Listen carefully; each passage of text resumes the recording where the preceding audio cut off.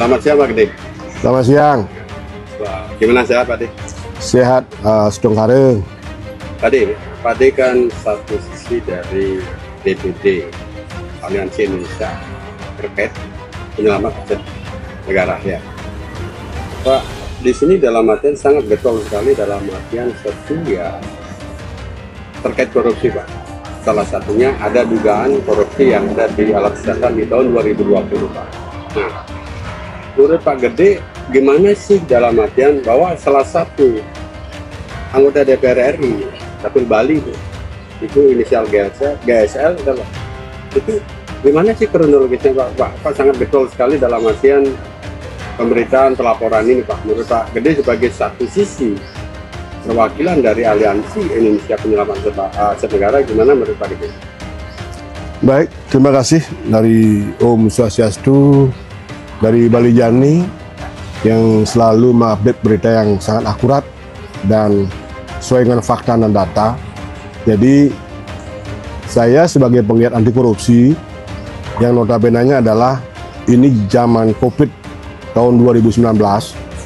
Di zaman itu ada seseorang atau dugaan seseorang ikut terlibat, yaitu anggota DPR Dapil Bali. Saya sangat miris mendengar. Karena apa? Di Bali kan terkenal orang jujur, apalagi anggota DPR 3 sudah terciduk di sana di pusat. Nah, teman-temannya sudah duluan lah, 3 orang sudah terciduk. Saya tidak mau sebut namanya itu.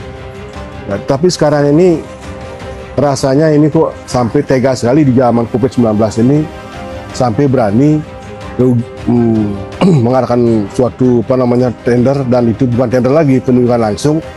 Dan beliaunya sangat melanggar undang-undang. Yaitu kan tidak boleh dia melakukan suatu bisnis mengambil pekerjaan pemerintah yang berasal dari uang APBN. Itu sangat melanggar sekali itu. Bukan kode etik lagi, itu undang-undang sudah menyalahkan itu. Nah, menurut saya, apalagi ini ada kerugian negara 319 miliar. Ini sangat fantastis, bukan sedikit ini. Nah, inilah saya bahwa hukum ini sudah ditegakkan, benar-benar KPK lurus. Jangan sampai nanti kesan masyarakat, dugaan-dugaan masyarakat di lapangan, di bawah, bahwa KPK ini tumpulnya ke bawah, jadi ke atas tidak. Itu yang pertama. Yang kedua, banyak juga teman-teman nanti menduga, tapi bukan menuduh ya. Jadi dugaan itu bahwa, jangan-jangan orang disawer, jangan-jangan nanti ini tidak bisa kena hukum karena mungkin sudah ada suatu keistimewaan atau seperti apa. Langkah inilah saya yang mendorong untuk kembali melaporkan atas nama anggota DPR ini ke KPK. Nah, ini sebelum Pak lanjut Pak D, apa peran GSL di dalam hal ini, di dalam dugaan korupsi APBD tahun 2020? Apa perannya dia?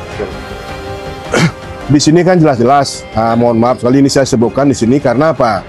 Di dalam akte, yang tertuang dalam akte notaris di Kumham, bahwa Gede Sumardialingga ini atau GSL itu dia tercatat sebagai komisaris di PT EKI. Ingat ini, tercatat sebagai komisaris di PT EKI yang notabene-nya di sini sudah ada ini. Nah, ini saya perlihatkan di sini. Jadi di sini ini tercatat ini di dalam akte notaris dan di Kumham tercatat di tanggal 20 Maret 2020. Nah, tujuannya apa? Ya mungkin dia untuk, dugaan saya sementara, bisa saja dia untuk mempreser untuk intervensi Kementerian Kesehatan pada saat itu. Dugaan saya loh, kalau tidak salah ya. Karena ini sudah melanggar undang-undang ini. Yang dilanggar undang-undangnya jelas Undang-Undang nomor 17 tahun 2014. Di pasal 236 sudah kelihatan itu. DPR, MPR, DPD tidak boleh melakukan suatu bisnis atau mengambil pekerjaan proyek di pemerintahan yang dibayar oleh undang-undang. Nah, sebelum lanjut tadi Pak menjelaskan bahwa ada satu misi pada waktu itu tahun 2000 sebagai komisaris Pak. Iya. Bisa di kronologisnya itu kok bisa terjadi di sana Pak? Bisa dijelaskan tidak semua? Harus ditanya nih Pak. Sebelum kita mengaku pertanyaan yang lain Pak. Ini begini, dia dulu kan gembar-gembor bahwa PT-nya dipinjam, kayak itu dulu ya. Dipinjam sama siapa kita tidak tahu. Terus yang kedua, dia tidak ikut di sana, begitu dulu. Tetapi kalau PT-nya dipinjam pun itu sah-sah saja kalau orang mau berbisnis ya. Tetapi dia kan masih anggota DPR. Ini tidak dipinjam PT ini, bukan dia yang punya. PT ini berdiri tahun 2016. Jadi 2016 sebelum COVID PT ini sudah ada. Cuman tidak untuk alat kesehatan. Iya. Nah itu ya. Ini karena 2020 zaman COVID ada pengadaan alat APD dari Kementerian Kesehatan. Nah, ini GSL ini dia ikut di sana sebagai komisaris. Yang jelas dugaan saya sementara ini mungkin dia untuk intervensi Kementerian Kesehatan. Jelas itu pasti itu dugaan saya ya. Itu. Nah, sehingga pada saat PL, kenapa PL? Karena ini emergensi. Tidak ada yang istilahnya melalui tender dengan nilai kontrak pada saat itu alat APD itu 3,3 triliun. 5 juta alat APD. Itu uang itu sumber dari rakyat, dari pajak rakyat yang membayar pajak. Nah, sebelum lanjut Pak, tadi Pak menyatakan kronologi bahwa dia komisaris. Komisaris Pak. Bisa tidak dijelaskan dalam artian statistik di akte pendirian daripada PT IKI ini Pak? Dalam awal dan sebelumnya, dan selanjutnya. Dari awal ini kan dia tidak ikut di komisaris 2016. Ya, begitu dia langsung ada proyek APD ini, dia masuk di sana sebagai komisaris. Jadi tercatat di tanggal. Dan pemegang saham juga kan Pak? Ya, kalau di sini tidak tulis pemegang saham di sini, tidak ada, mungkin dihapus ya. Artinya di sini pun saya agak mencurigakan dia lahir, dia sebagai komisaris lahir di Banjar Dinas Tampulawang, tetapi tidak berisi Desa Tajo, Kecamatan Kutamang, Kabupaten Buleleng, Bali, tidak berisi di sini. Dan tanggal lahirnya pun 22 Oktober 1965. Kalau menurut saya, dia lahirnya mungkin tidak 65, paling-paling 1962 atau 61 kurang lebih kalau tidak salah. Nah, itu ya. Ini sudah oke lah, sudah untuk mengelabui saja ini sebelumnya. Lanjutan daripada PT IKI ini, akte notaris daripada IKI gimana lanjutannya? Nah, setelah nanti PT IKI ini sudah berjalan, sudah dapat tender itu, sudah dapat PL langsung dari pemerintah mengenai uang APBD, di bulan Juni tahun yang sama 2020 itu diganti lagi sama anaknya, yaitu putra mahkotanya yang sekarang duduk di anggota DPR Provinsi Bali sebagai sebagai ketua Komisi 2. Artinya apa? Menurut saya, dugaan saya mungkin untuk mencuci tangan dia biar tidak terlibat. Jadi anaknya dipakai. Barangkali mungkin dugaan saya ini ya, belum dapat SSP mungkin di sana, belum dapat uang mungkin di sana. Ini dugaan saya ya. Akhirnya dia diganti sama anaknya. Nah, ini di bulan Juni. Itu lanjut di bulan November, anaknya juga diganti juga oleh Ahmad Maulana namanya. Jadi otomatis di tahun yang sama dengan bulan yang berbeda diganti lagi. Itu tujuannya apa? Ya mungkin banyak masyarakat menilai, banyak teman-teman menilai bahwa itu ingin cuci tangan. Tetapi akte yang di Kumham ini kan tidak bisa dipungkiri, tidak bisa dibohongi. Sehingga di sini tercatat semua. Jadi perubahan akte dicatat semua. Nah, untuk itulah kami bergegas untuk memperjuangkan ini kepada aparat penegak hukum, terutama KPK yang dipercaya dicintai rakyat Indonesia, agar tegak lurus. Jangan sampai nanti mencang-mencong ke sana kemari. Itu. Tadi, kita lanjut ini Pak. Di dalam Undang-Undang Korupsi Nomor 17 Tahun 2014, Pasal 236 Angka 2, jelas-jelas bahwa DPR tidak boleh mengambil pekerjaan dan berbisnis yang dana tersebut bersumber dari apapun. Bagaimana menurut Pak Gede, Pak, selaku penggiat anti korupsi menyikapi undang-undang tersebut dan perbuatan Sumarjaya Linggih selaku DPR ikut sebagai komisaris di PT IKI? Nah, menurut Pak Gede gimana Pak Gede? Yang jelas ini aturan mainnya kan itu kan sudah menyalahi undang-undang. Undang-undang sudah dilawan. Berarti kalau melawan undang-undang berarti apa? Ini sudah patut ditersangkakan. Kenapa?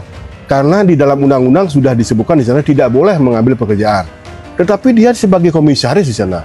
Apalagi pada saat itu Gede Sumarjaya Linggih ini adalah sebagai wakil ketua Komisi 6 yang membidangi BUMN. Bukan itu saja. Ini kan ada kerugian negara 319 miliar. Nah, ini mestinya aparat penegak hukum, baik itu Kejaksaan Agung dan KPK, harus segera memanggil ini dan diperiksa, bila perlu ya ditahan, karena sudah menyalahi undang-undang nih loh. Ini yang berbicara kan undang-undang, bukan pribadi saya, bukan puisi yang bicara, ini undang-undang berbicara. Di undang-undang nomor 17 tahun 2014 di pasal 236 sudah jelas-jelas di sana bahwa tidak boleh mengambil pekerjaan yang memakai uang APBN. Dia kan ikut sebagai komisaris. Ini sudah melalui undang-undang nih. Sama hanya kalau misalnya kalau saya pukul orang misalnya kena 3 bulan, itu kan undang-undang. Bukan karena tidak suka atau suka, bukan gitu. Ini mestinya KPK harus gerak cepat menahan dia atau panggil dia, periksa dia. Pak De, kita lanjut Pak De. Ya. Di masyarakat, terutama di Bali, ada isu dan pandangan masyarakat atau bisik-bisik bahwa anggota DPR ini, Deddy Sumarjaya ini, tidak mungkin tersentuh dengan hukum atau kebal hukum. Bagaimana pendapat Bapak mengenai isu itu? Karena video beredar sekali Pak di masyarakat itu bahwa kata-kata tadi KPK harus tidak lurus, tidak pandang bulu dalam artian menyikapi kasus-kasus korupsi dan merugikan masyarakat. Menurut Ade gimana? Ya, ini harus diuji sekarang kemampuan daripada KPK. Masa kalah sama satu orang yang notabene orang kiri, nah itu ya. Nah, ini kan harus sekarang tuh tegakkan aturan, tegakkan undang-undang. Saya yakin kalau KPK menegakkan perundang-undangan, nggak ada kebal hukum, apalagi Sumarjaya ini orangnya sudah jelas-jelas melanggar undang-undang. Kan tidak mungkin lah itu, tidak ada kebal hukum. Saya kira tidak mungkin. Kalau dulu mungkin ya bisa ya, karena mungkin tidak tahu juga kan, orang banyak menduga mungkin dia nyawer sini nyawer sana. Mohon maaf, saya tidak ke sana. Tetapi sekarang ini dia harus masuk. Dia harus masuk karena itu sudah melanggar undang-undang. Kalau sampai ini tidak masuk, berarti nanti akan melanggar undang-undang. Ada korupsi akan banyak nanti. Jangan salahkan dia nanti kalau ada pejabat-pejabat yang di seluruh Indonesia atau entah bupati, entah kepala desa kalau korupsi, jangan salahkan. Karena sebagai pilar project, ini contoh bahwa hukum tidak ditegakkan. Itu. Ini betul Pak. Dalam artian satu sisi selama ini kan Pak D bolak-balik ada demo sampai Pak akan kembali ke KPK untuk laporan. Nah, gimana tanggapan daripada KPK selama ini, apakah dia kooperatif kemudian dengan kasus yang apalagi satu sisi ini alat kesehatan zaman COVID loh Pak. Gimana tanggapan daripada KPK setelah Pak Sanusi mengadakan lokasi di sana dan juga membawa data-data otentik bukti ke KPK Pak De? Ya, ini saya bukti bahwa dari KPK laporan karena saya sudah menyetor dokumen. Ya, akte ini kan diminta kemarin. Saya pelapor waktu pertama itu kan di bulan Januari, di bulan Desember tanggal 5, saya melaporkan dia. Cuman dari KPK meminta, Pak, bisa Bapak dapatkan bahwa seorang Deddy Sumarjaya ini Bapak laporkan ini ikut terlibat di dalam komisaris ini. Bisa nggak Bapak dapatkan akte itu? Saya akan coba. Akhirnya karena mungkin alam dan saya tidak ada tujuan lain, dia ada pribadi, sehingga saya dapatkan akte ini. Kan gitu. Nah, untuk warawiri demo sebenarnya ke sana kemari, saya hanya mengingatkan saja suatu KPK itu adalah yang nilainya adalah yang sangat saya kagumi. Ketika nanti yang lain ini kan sudah pernah diperiksa ini. Tahun 2021, Deddy Sumarjaya ini sudah pernah diperiksa sebagai saksi. Nah, mungkin tidak tahu zamannya Pak Firly Bahuri itu apakah, saya juga tidak tahu apakah orang-orang menyebut apakah ada main mata, dugaan-dugaan orang-orang menyebut seperti itu, saya nggak tahu. Nah, sekarang ini kan beda lagi zamannya Pak Prabowo. Jadi saya kalau memang ini tidak ditetapkan segera sudah yang menyalahi undang-undang, dan saya akan ke presiden, saya akan langsung ke presiden dan bersurat, dan undang-undang ini saya akan sampaikan. Lebih baik undang-undang ini revisi aja. Jangan masukkan di dalam undang-undang pasal 236 ini. Kan begitu? Itu. Terakhir Pak De, ada 2 pertanyaan lagi Pak. Ya. Satu hal Pak, yang membias masyarakat, ada anggapan masyarakat bahwa laporan Bapak ini untuk mentarget seseorang untuk PAW. Kalau soal itu sih wajar-wajar saja orang menilai ya. Jadi silakan orang berasumsi, yang penting buktinya tidak ada. Kalau saya pribadi sebagai penggiat anti korupsi, sampai kapanpun saya akan tidak pernah jerah. Dan jujur saya sampaikan lewat Balijani ya, saya tidak ada yang membiayai. Saya biaya sendiri untuk ke Jakarta warawiri, dan demo itu pun tidak saya bayar orang-orang. Itu semua penggiat anti korupsi yang notabene adalah itu sukarela semua. Tidak ada membayar satu pihak pun. Begitu juga saya tiket ke Jakarta bolak-balik nginap di hotel, tidak ada yang membiayai. Apalagi ada pradugaan orang-orang mungkin yang pro dengan GSL ini ya, dibilang nyari PAW. Enggak, saya nggak ngurus PAW apa itu dari mana PAW, entah siapa, entah dia apa, nanti kalau dia sudah ditahan. Saya nggak peduli, saya tidak ada nuansa pribadi, politik tidak ada, tetapi bagaimana hukum ditegakkan seperti undang-undangan, itu saja. Murni daripada satu sisi tupoksi Pak sebagai satu sisi anti penggiat korupsi kan ya Pak ya? Iya, fungsi saya sebagai penggiat anti korupsi yang notabene-nya tidak pandang bulu. Siapapun orangnya, walaupun orang Bali, baru orang Bali kita bela, enggak. Kita idealis, kita ya harus kita tunjukkan sekarang. Karena apa? Karena kalau memang orang ini misalnya, oh orang Bali ini kasihan, tidak. Orang Bali 3 sudah tersangka, dia OTT ada, korupsi ada, mantan menteri juga. Ya mohon maaf, ini kan mencerdai sekali rakyat Bali. Dan bagaimana dia percaya orang Bali, jujur. Sekarang nggak bisa. Apalagi sekarang Bali harus bersih daripada korupsi. Iya, bersih dari korupsi. Makanya orang ini tidak pernah balakum. Silakan, orang ini kan banyak suara-suara ekstra yang menyebutkan yang tidak ada hubungan dengan korupsi. Bahwa dibilang dugaan ini adalah karenanya di politik, karenanya ini sutradara otak kosong. Saya nggak mau larut ke sana. Jadi otomatis saya fokus kepada uang rakyat yang dikorupsikan, dan itu nilainya 319 miliar. Tidak mungkin seorang direktur yang namanya Satyo Wibowo aja. Itu pasti ada orang-orangnya yang di samping-sampingnya, yang skenarionya ada orang-orang tersebut. Dan salah satunya ini kan si Satyo Wibowo di PT EKI ini kan cuma sebagai operator saja. Ini kan kalau menurut saya. Nah, mudah-mudahan Satyo Wibowo ini dia tegak lurus dan mau menceritakan semuanya kebenarannya kepada Pak Hakim, sehingga hukum ditegakkan benar-benar. Siapa yang terlibat ini harus diproses. Yang jelas ini sudah melanggar undang-undang. Sumar Jalinggi ini alias GSL ini sudah melanggar undang-undang, menyalahi undang-undang, harus dia diproses dengan hukum. Itu dari saya, dan saya juga nitip pada Pak De, sebelum Pak tutup ini, ketika laporan Pak sudah diterima oleh KPK, ketika ini lamban KPK ini Pak, apa langkah-langkah Pak pertanggungjawaban terhadap masyarakat Pak, pertanggungjawaban Indonesia dan juga ketika untuk di KPK ini Pak? Kemarin pada saat saya ketemu sama wakil KPK-nya kan sempat bincang-bincang, ini akan segera ditindaklanjuti. Paling enggak Bapak nanti 1 bulan setelah Bapak laporan ini akan menerima SPDP. Jadi surat perintah pemeriksaan terlapor akan Bapak saya kasih. Kan itu dulu. Nah, bukan itu saja, bagaimana perkembangannya akan saya kasih, dan apa kekurangannya akan saya kasih tahu Bapak. Saya jawab, Pak, kekurangannya ini apa lagi Pak yang saya suruh nyari?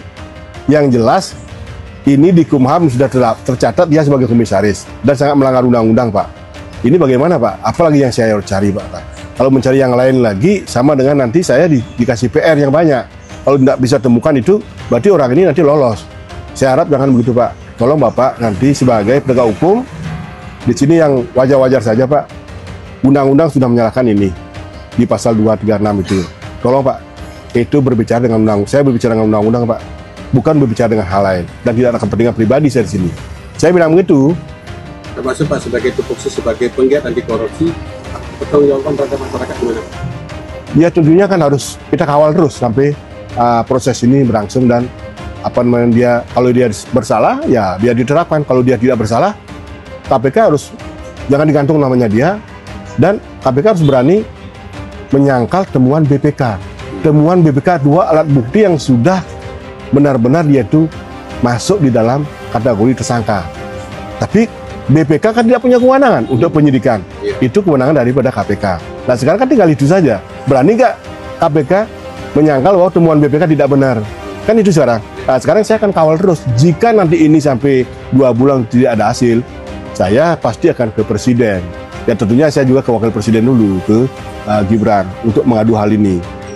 Apalagi sekarang, mohon maaf, Kejaksaan Agung dengan KPK sudah bersinergi dan bersama-sama memberantas korupsi yang memakan uang rakyat. Ini juga menjadi suatu lebih semangat lagi saya untuk hal ini. Oke Pak De, terakhir Pak De, closing statement terhadap pemirsa Balijani dan sahabat Balijani. Ya, untuk sahabat Balijani, dan semoga nanti berita-berita ini adalah terutama sangat akurat dan tertuju kepada terlapor saya ini, GSL Gede Sumar Jalinggi, agar nanti jujur aja mengakui. Karena apa? Karena konteks ini adalah sudah menyalahi undang-undang. Mohon KPK juga bertindak tegas. Jika dia tidak bersalah, tolong clearkan namanya dia. Ketika dia bersalah, proses dengan perundang-undangan. Itu saja saran dari saya.